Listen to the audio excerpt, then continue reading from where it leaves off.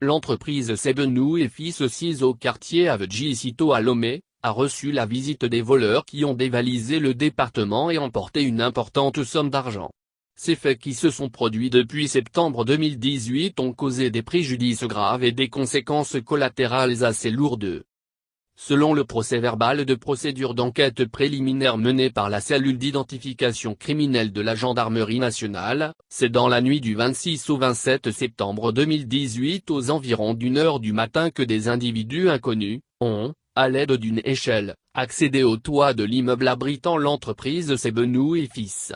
La même source indique que ces cambrioleurs ont ensuite arraché les tuiles avant d'accéder au bureau de l'entreprise où ils ont occasionné des dégâts importants. Selon le procès-verbal d'audition des témoins, 25 000 $ américains et un lecteur DVD ont été emportés. Mais, selon la version du patron de l'entreprise, Sebenou Onugomboga, c'est plutôt 55 000 $ américains et un appareil caméra en plus des documents importants qui ont été volés. Le président directeur général de l'entreprise étant hospitalisé, les déclarations auraient été faites par son frère et employé qui a manqué de donner des informations justes. Il faut préciser que 2 autres bureaux d'entreprises mitoyennes à l'établissement Sebenou et Fils ont été également cambriolés. Une somme de 300 000 francs CFA et un ordinateur portatif de marque HP auraient été emportés. La plus grande victime de ce cambriolage d'après nos recoupements se trouve être Sebenou Onugomboga, le patron de la société Sebenou et Fils.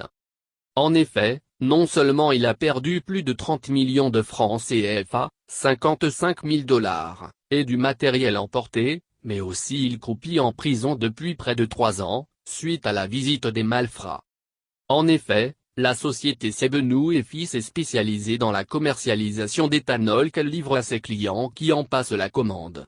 Tout l'argent qui a été donc emporté par les voleurs appartenait en réalité aux clients qui en ont passé la commande, selon la victime de la société dévalisée. Par conséquent, suite à la plainte des clients qui réclamaient leur argent, le PDG Sebenou Onugomboga se retrouva en prison en attendant son procès et situer les responsabilités. Pendant tout ce temps, les enquêtes et investigations continuent afin de démasquer le réseau des cambrioleurs. Pendant que le premier responsable de la société victime de vol est en prison, les investigations se poursuivent pour mettre la main sur les malfaiteurs inconnus. Grâce aux enquêtes et informations, il a été repéré un réseau de cambrioleurs localisé dans la zone de Clémé vers la frontière Togo-Ghana. Ce réseau est soupçonné d'être coupable du cambriolage du 27 septembre 2018. Les éléments de ce réseau auront pu échapper à l'arrestation de la police suite à une descente sur les lieux.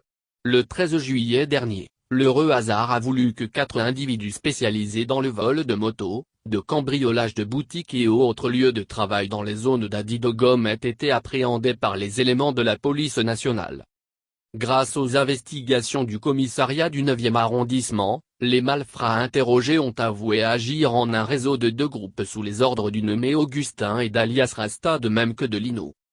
Très rapidement, les enquêtes et investigations supplémentaires, selon nos informations, ont permis d'établir la responsabilité du sieur Augustin et un certain Dobeda dans le cambriolage de l'établissement Sebenou et Fils survenu en septembre 2018.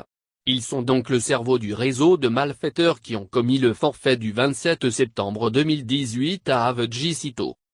Selon les informations obtenues des autorités de la police chargées du dossier, 4 éléments du réseau en fuite sont présentement recherchés. Mais, Dobeda, l'un des coupables du vol perpétré dans le bureau de la société Sebenou et Fils est actuellement gardé dans la maison d'arrêt en attendant son jugement et la poursuite de ses complices.